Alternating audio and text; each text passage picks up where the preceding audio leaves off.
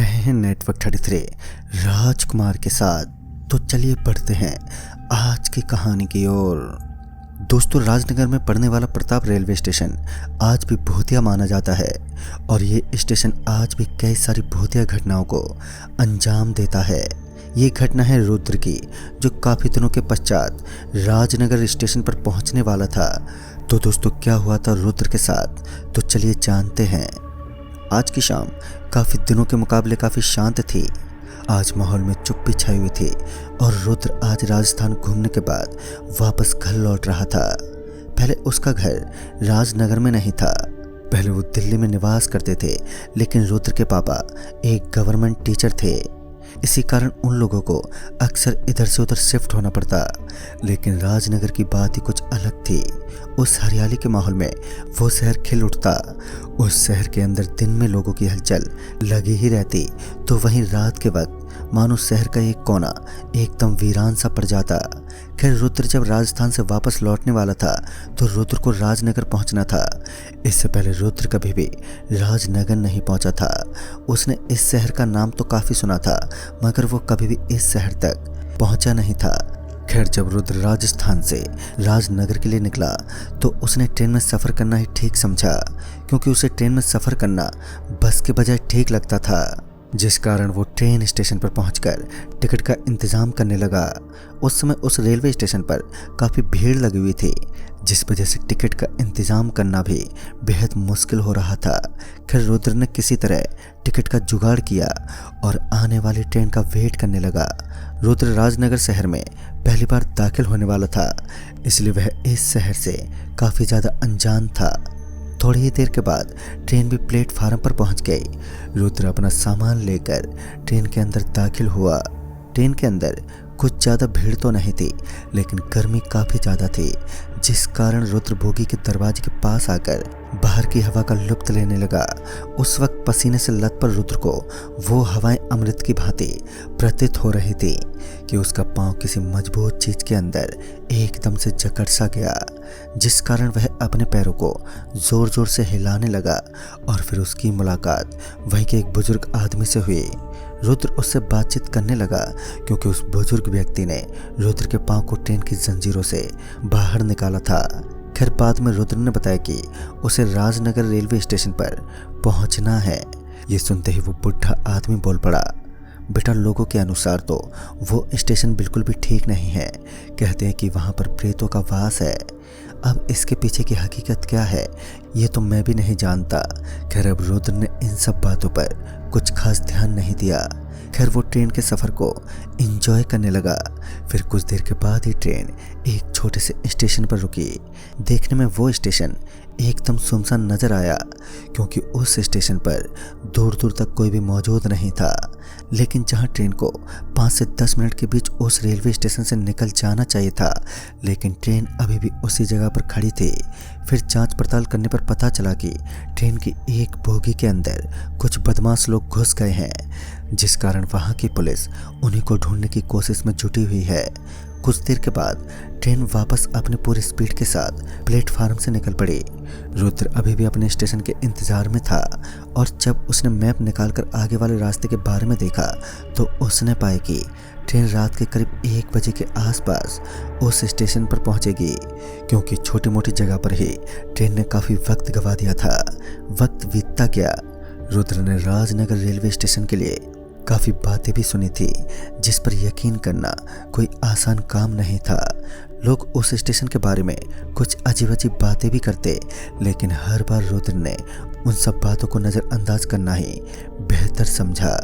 रात के लगभग 1:12 पर रुद्र राजनगर रेलवे स्टेशन पर पहुंच गया, और स्टेशन पर पहुंचने के बाद जब उसने चारों तरफ का माहौल देखा तो उसने पाया कि चारों ओर इस बड़े से स्टेशन पर सिर्फ और सिर्फ चुप्पी छाई हुई थी। उस जोरदार सन्नाटे के बीच रुद्र स्टेशन की एक बेंच पर जाकर बैठ गया। तभी उसने अपने पापा को फ़ोन किया तो उन्होंने बताया कि स्टेशन से गांव की दूरी लगभग 2 किलोमीटर की है और गांव से घर की दूरी लगभग 1 किलोमीटर है। यानी कि रुद्र को इस स्टेशन से लगभग 3 किलोमीटर दूर पैदल ही चलना था, मगर सफ़र की थकावट की वजह से वो बुरी तरह से थक चुका था। अब रुद्र की बिल्कुल भी हिम्मत नहीं थी कि वह अपने घर जा सके, क्योंकि अब 3 किलोमीटर की दूरी तय करना रुद्र के लिए आसमान छूने के बराबर था। गर्मियों का मौसम तो था ही और ऊपर से ठंडी ठंडी हवाएं भी चल रही थी, लिहाजा रुद्र वहीं बेंच पर सोने का फैसला करता है। फिर कुछ देर के बाद मच्छरों से बचने के लिए रुद्र एक छोटी सी चादर ओढ़कर आराम करने लग गया, ताकि मच्छर उसका कुछ भी ना बिगाड़ पाए। अब रुद्र गहरी नींद का मजा ले ही रहा था कि अचानक ही उसे किसी के खांसने की आवाज़ सुनाई दी। यह आवाज़ उसके जस्ट करीब से ही आ रही थी। तभी रुद्र ये देखने के लिए उस बेंच से उठा कि आखिर इतनी रात भर यहाँ पर कौन होगा। निडर और साहसी रुद्र बिना झिझके इधर उधर भटकने लगा, लेकिन चारों तरफ किसी भी इंसान की मौजूदगी वहाँ पर बिल्कुल भी नहीं थी। रुद्र ने इसे अपना छोटा सा वहम समझा और वापस से उसी बेंच पर लेट गया। रात के लगभग 3 बज चुके थे और शास्त्रों के अनुसार रात के 1 बजे से 4 बजे का वक्त भूत प्रेत को सबसे ज़्यादा खतरनाक साबित करता है। घनघोर अंधेरे के बीच चारों तरफ सिर्फ रुद्र की सांसों की आवाज़ सुनाई दे रही थी। तभी रुद्र बेसुध होकर बेंच पर लेट पड़ा। वो नहीं जानता था कि यह स्टेशन खौफ का दूसरा नाम है। तभी किसी ने रुद्र की कंबल को पकड़कर उसे धीरे धीरे खींचना शुरू कर दिया, मगर थकावट की वजह से वो इतनी गहरी नींद में था कि कंबल खींचने के बावजूद वो अपनी जगह से टस से मस नहीं हुआ। मगर जब उसके हाथ पर कुछ महसूस हुआ तब जाकर उसकी आंखें खुली, और जब उसने अपने सरहाने की तरफ देखा तो वो एकदम से कांप उठा, क्योंकि उसके सरहाने की ओर एक काले कपड़ों में लिपटा हुआ आदमी खड़ा हुआ नजर आ रहा था, जिसके शरीर पर सब कुछ एकदम काला ही था। इतने में ही वो एक भयानक आवाज में बोल पड़ा, जो भी रात में इस स्टेशन पर आता है उसे खुद यमराज भी नहीं बचा सकता। डरते और कांपते हुए रुद्र उस बेंच से उठा और तुरंत ही वहां से निकलने का कोई ना कोई रास्ता खोजने लगा था। हर रेलवे स्टेशन पर एक स्टेशन मास्टर जरूर रहता है, लेकिन यह स्टेशन तो एकदम वीरान था। चारों तरफ चुप्पी छाई हुई थी। रुद्र जानता था कि अगर वो इस स्टेशन से नहीं निकला तो उसकी मौत बिल्कुल निश्चित है। फिर रुद्र जल्दी से उस स्टेशन से बाहर निकलने की जगह खोजने लगा, मगर उसे चारों ओर कोई भी रास्ता दिखाई नहीं दिया। फिर उसकी आंखें रोशनी से चमक रहे एक फ्लैट पर पड़ी, जो स्टेशन के बेहद करीब था। लिहाजा रुद्र जल्दी से भागते हुए उसी रास्ते की तरफ चल पड़ा। वह फ्लैट देखने में काफ़ी सुंदर लग रहा था, लेकिन उसकी हकीकत अब तक रुद्र जान नहीं पाया। रुद्र को उस वक्त अपने बचाव का वही एक रास्ता दिखा। तभी रुद्र को पीछे की तरफ से जोरों से दौड़ने और चिल्लाने की आवाज़ें आने लगी, मगर रुद्र एक पल के लिए भी पीछे नहीं मुड़ा। लेकिन जब उसने अपने आप पर नज़रें दौड़ाईं तो उसके पैरों के नीचे से मानो ज़मीन खिसक गई हो, क्योंकि उसने पाया कि वह अभी भी स्टेशन के उसी बेंच पर खड़ा था। लेकिन ऐसा कैसे मुमकिन था? एक बार फिर उसने वहां से भागना शुरू किया, और जब उसने कुछ देर के बाद अपने आप को देखा तो उसने खुद को वहीं खड़ा पाया जहां से उसने भागना शुरू किया था। रुद्र को समझ नहीं आ रहा था कि आखिर ये कौन सा माया जाल है कि तभी उसके सामने की तरफ से काले काले कपड़ों में लिपटे हुए 4 आदमी धीरे धीरे उसकी तरफ बढ़ने लगे। इस बार रुद्र अपनी हिम्मत दिखाते हुए उसी जगह पर खड़ा रहा। वो एक पल के लिए भी पीछे नहीं हटा, क्योंकि वो ये दिखाना चाहता था कि वो किसी से नहीं डरता। और सच में जब रुद्र अपने गुस्से में आता है तो वह किसी की नहीं सुनता था। फिर उसने ज़ोर ज़ोर से चीखना और चिल्लाना शुरू कर दिया। उसकी ये आवाज़ें चारों तरफ गूंजने लगे।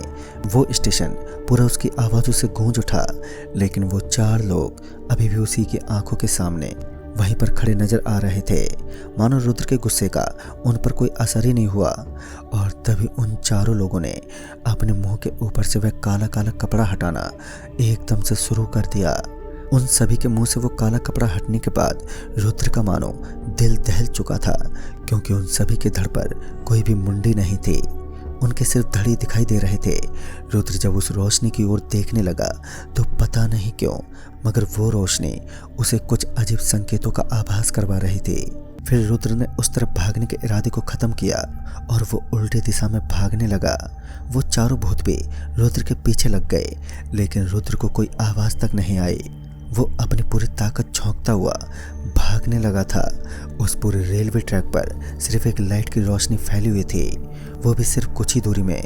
रुद्र ज़्यादा न सोचते हुए उसी लाइट की तरफ भागने लगा। फिर कुछ देर के बाद उसे एक रास्ता नज़र आया जो शायद उसी स्टेशन से बाहर निकलने का था। और इस बार रुद्र उस स्टेशन से निकलने में कामयाब हुआ। और जब वह बाहर निकला तब भी उसके पीछे वह 4 भयानक भूत लगे हुए थे जिनका शरीर हवा में उठा हुआ था। लेकिन रुद्र अब एक पल के लिए भी वहां पर रुकने को तैयार नहीं था। वह अपने कंधे पर सारा सामान उठाते हुए बहुत ही तेज गति से गांव की तरफ बढ़ने लगा। दोस्तों, कहते हैं कि मौत एक ऐसी चीज होती है जो इंसान को कोई भी काम करने पर मजबूर कर देती है। कुछ देर पहले रुद्र थक हार कर वहां पर सो रहा था, लेकिन जैसे ही उसे उन भयानक प्रेतों का आभास हुआ कि उसने वहां से भागना शुरू कर दिया। रुद्र तब तक नहीं रुका जब तक उसे कोई गांव का घर ना दिख गया हो। फिर उसे गांव में फैली हुई थोड़ी थोड़ी रोशनी नजर आने लगी थी। वह जल्दी से गांव में दाखिल हुआ और एक बड़े से चबूतरे के नीचे जाकर बैठ गया। और उसके बाद रुद्र वहां से किसी घर की तलाश करने लगा ताकि वह एक रात के लिए रुक सके। लेकिन किसी ने भी उसकी मदद नहीं की। दरअसल किसी ने दरवाज़ा नहीं खोला था। फिर वो थक हार कर उसी चबूतरे के नीचे जाकर बैठ गया और पूरी रात वहीं पर बैठा रहा। लेकिन गांव में पहुंचने के बाद उसके साथ कोई भी अजीब हादसा नहीं हुआ और पूरी रात बीत जाने के बाद रुद्र अपने घर लौट गया। लेकिन उसके बाद वह कभी भी उस स्टेशन पर जाने की हिम्मत नहीं जुटा पाया। दोस्तों, लोगों का मानना है कि राजनगर स्टेशन आज भी हॉन्टेड है और वहां पर रात में जाना सख्त मना है। तो दोस्तों, इस कहानी में बस इतना ही। कहानी आपको पसंद आई हो तो वीडियो को लाइक शेयर जरूर करें और साथ ही हमें कमेंट बॉक्स में ज़रूर बताएं। तो मैं आपका दोस्त राजकुमार जल्दी ही मिलूंगा ऐसे ही एक और नई कहानी के साथ। तब तक के लिए बाय एंड टेक केयर।